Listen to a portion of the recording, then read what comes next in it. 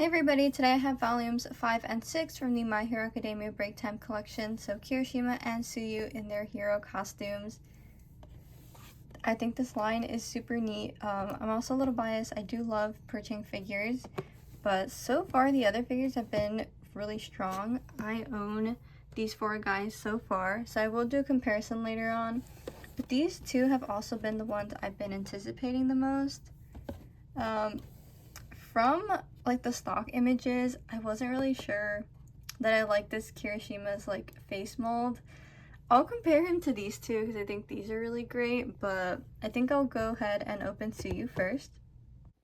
Alright, so here is the Tsuyu figure. She looks really great. They did a good job on her face sculpt, which I think kind of makes or breaks figures a lot of times.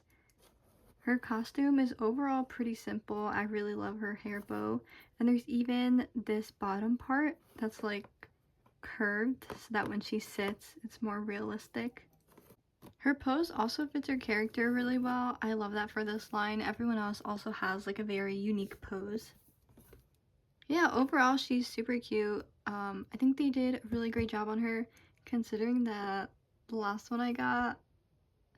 Next up is Kirishima, and I'm gonna be so real. I think there's something slightly off about his face. I don't feel like it exactly looks like him. This is what I'm gonna base it off of. I think maybe I'm just so used to like looking at these figures. You know, he also doesn't have the mask, so it could just be me. I think it definitely could be worse, but I still stand by what I said about this guy, and I do think there's something off about his face too. Like, I just don't think it exactly looks like him. I've gotten used to this one, though. But I mean, they also let Uraraka look like this. So, you know, we'll see. Alright, so here's the Kirishima figure. He is, like, pretty big, and it reminded me just how big the figures in this line are. I really like that because I feel like so many times figures are just, like, a little too small. So I'll compare him to some in a bit. But you do have to attach his head, and his body kind of didn't even fit in the box.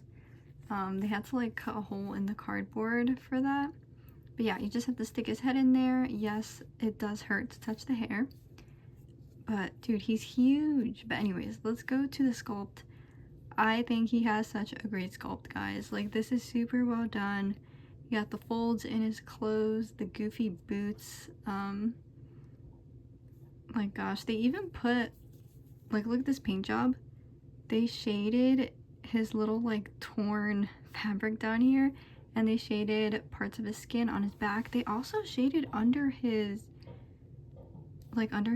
face, kind of like the chin and like ear area, the sides of the face. Super cool. Hair is very nice. Got some shading in there too. Alright, now I was staring at this figure for like 2 minutes trying to figure out what is kind of like off to me.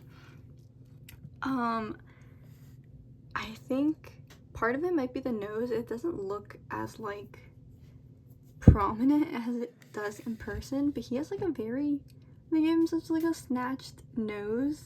And not even the other figures have that. So like, here's Todoroki's side profile, and you can see his nose is definitely more like angled, but Kirishima's is like they kind of just pulled it forward. Like, it's very Pinocchio-like, I feel. And like, not even the other figures have that. Guys, look at the side profile difference. So there's that, right? That's one thing. I don't know if there's something about the forehead, because both of these, I was comparing it to these, and you can see the forehead goes like back a lot. That could just also be the angles on these guys, but this guy's forehead is very like up and down a bit. There's not a lot of slope to it, so I don't know. But overall, I actually don't think, like, I don't think it's a bad figure at all. And I think just like with the Deku, I'm kind of getting used to like the face. I think I might also just be used to seeing Kirishima figures with the mask on. But yeah, I think he's super cute. Goes great with all the other figures. I'm gonna line them all up here actually. But first off, let's compare him to other perching figures. Alright, so here's the lineup. All these figures are from different lines, which is why they're also like different scales compared to each other. And then here's Kirishima. Rengoku, I brought him down because he's the largest from these guys.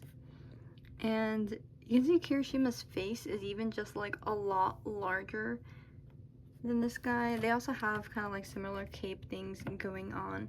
But yeah, Kirishima is definitely larger, and I really like the size of these guys.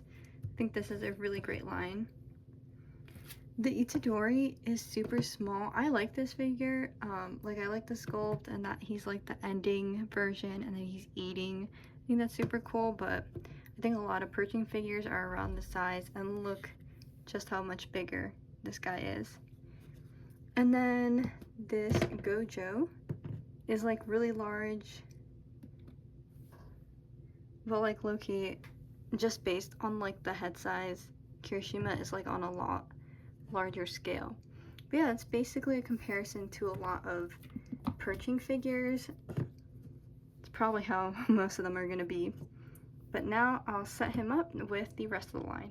Alright, so this is my final lineup of these figures. I highly recommend this line. It is so good. Everything down from like the sculpt, the size, the price for what you're getting. Really great line. I'm probably not going to get any more. I'm pretty satisfied with who I have so far. But thank you for watching. Bye!